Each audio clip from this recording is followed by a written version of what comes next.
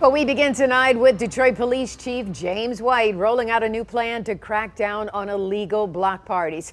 Good evening and welcome to 7 Action News at 11. I'm Carolyn Clifford. And I'm Mike Duffy. The top cop says the warmer weather is leading to an uptick in violent crime across the city. 7 Action News reporter Alex Bojargian tells us how an approval process is now being implemented.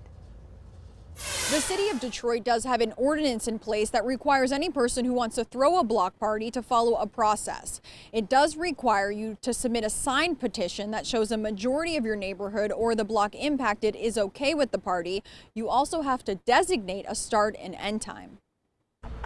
I love where I'm from and I want to see it restored.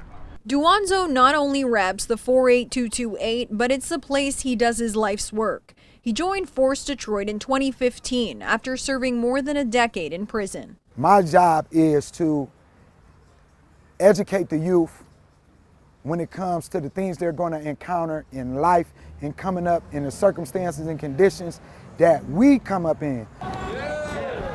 As the weather gets warmer, young people are spending more time outside, hosting block parties that Detroit Police Chief James White says are often problematic.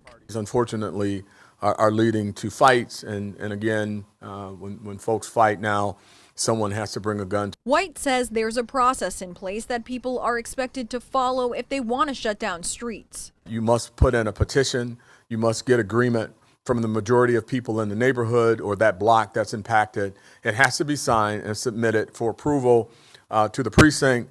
Duanzo understands police have a job to do, but he feels like the issue behind the violence requires a more thoughtful approach. Our aim and goal is to start developing proactive things to where when individuals are in that crowd, their discernment, their emotional body, their psychological well-being is healthy enough to just enjoy themselves.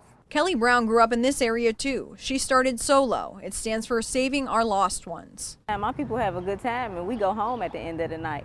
But it's psychologically what's happening, what type of people on 50,000 drugs, that create violence right there. Then they have guns.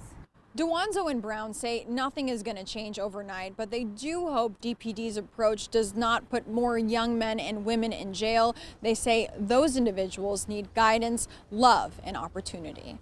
In Detroit tonight, I'm Alex Bojargian for 7 Action News. All right, Alex, let's hope it makes a difference.